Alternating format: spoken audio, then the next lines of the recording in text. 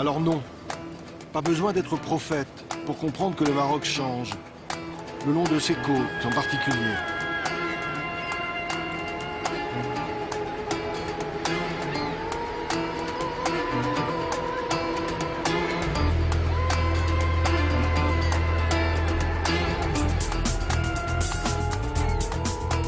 Boom de l'immobilier vers le nord où ça construit partout et à tout va. Un peu le syndrome des côtes espagnoles voisines avec quelques années de décalage. Bouleversement aussi dans les profondeurs sous-marines, voici Azila. C'est ici, au pied de ces remparts, qu'aboutit un câble téléphonique sous-marin long de 1600 km. Point de départ, Marseille et donc l'Europe. Liaison à très haut débit, centre d'appel avec une main-d'œuvre francophone, à prix cassé. Ce n'est plus 22 à Asnières, c'est le 0800 quelque chose à Marrakech ou à Rabat.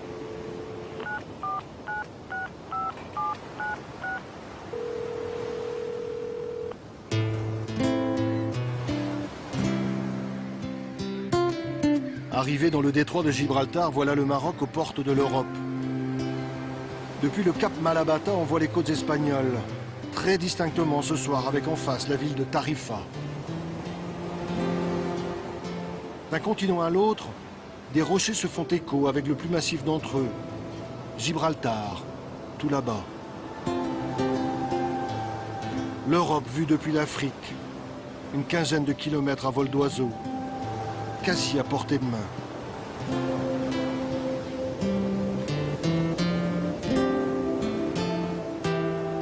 Mais beaucoup d'illusions tombent aux portes du détroit. C'est aujourd'hui l'une des zones les plus surveillées au monde, et pas seulement pour des raisons de sécurité maritime, quand bien même des bateaux s'échouent dans les parages.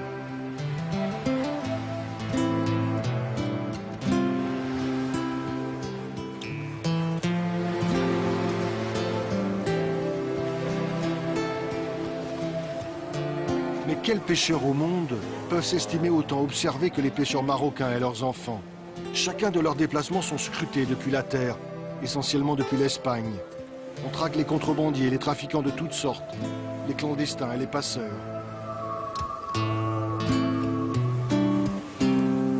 Barques de pêche minuscules, mais suffisamment grandes pour passer de l'autre côté. Rien de commun avec les gigantesques porte-conteneurs attendus dans ce port tout nouvellement créé.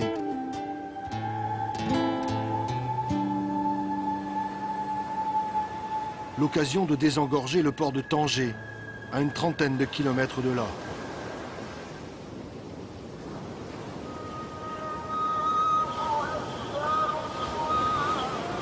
Tanger la Blanche, longtemps port d'escale des poètes et des écrivains. Tanger aujourd'hui et son presque million d'habitants et sa croissance exponentielle.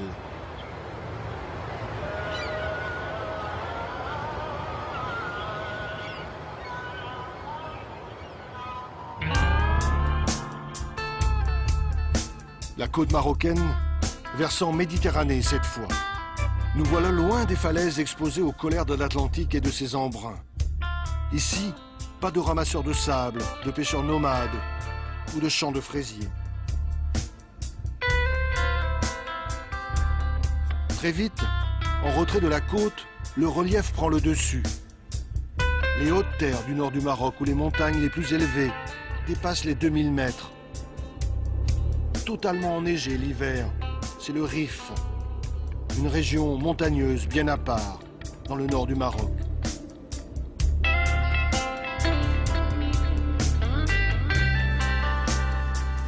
À 600 mètres d'altitude, c'est la ville de Chefchaouen qui surprend par sa médina bleue et blanche.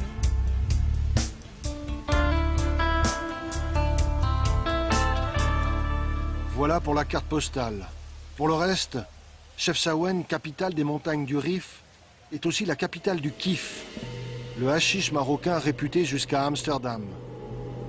Dans les années 90, 200 000 agriculteurs en vivaient.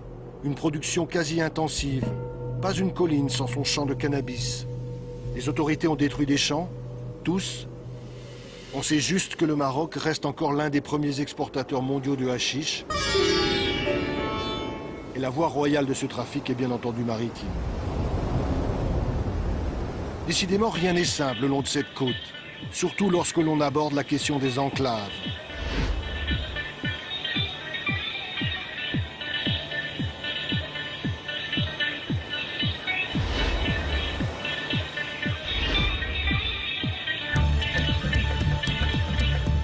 Pas moins de 9 îles, presqu'îles ou encore simples rochers battant pavillon espagnol le long des côtes marocaines.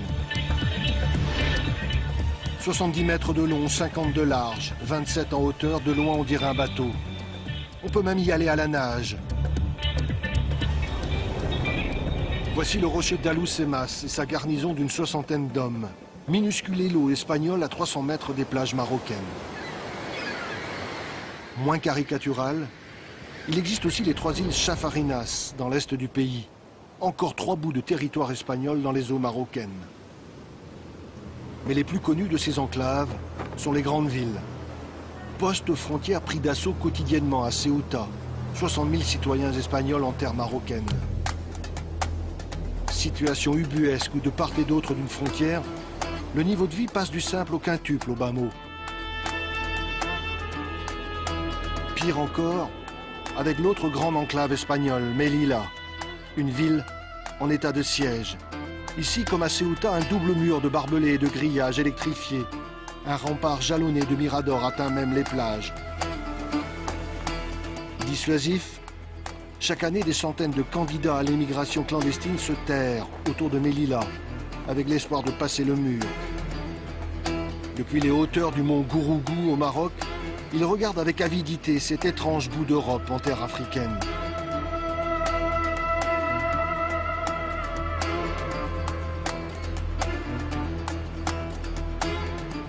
Cela dit, sur le registre des relations diplomatiques, il y a un dossier encore plus sensible et plus délicat dans la région.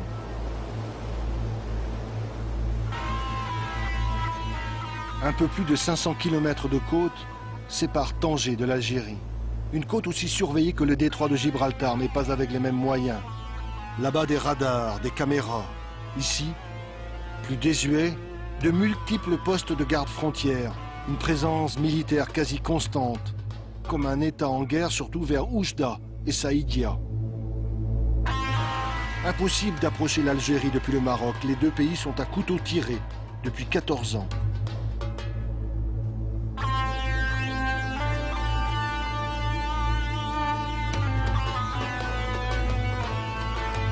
« 14 ans que la frontière est fermée.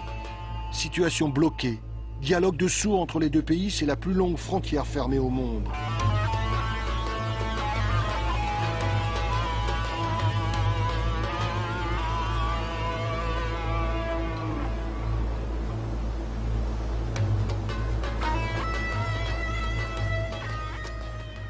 Eh ben, ça démarre bien.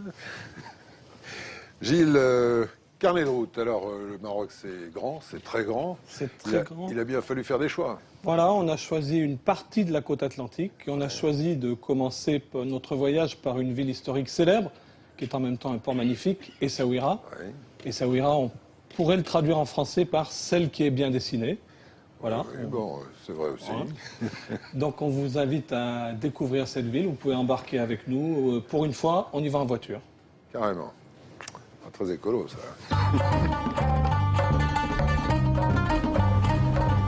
Et nous voilà tout à trac, jetés sur les routes du Maroc. Ses grandes étendues, sa lumière.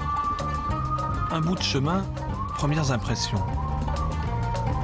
L'occasion aussi de présenter Driss, notre guide sur le chemin de la découverte. Mais voilà qu'une ville apparaît déjà. Nous sommes arrivés centre-ville.